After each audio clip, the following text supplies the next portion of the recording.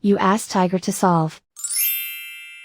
This deals with linear equations with one unknown. The final result is x equals 1 over 4. Let's solve it step by step. Simplify the expression. Expand the parentheses. Group like terms. Multiply the coefficients.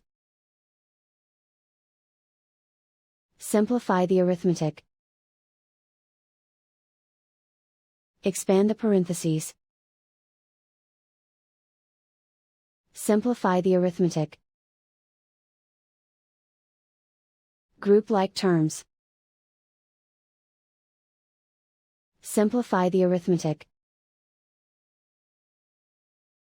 Group all constants on the right side of the equation.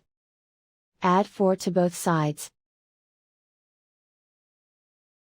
Simplify the arithmetic.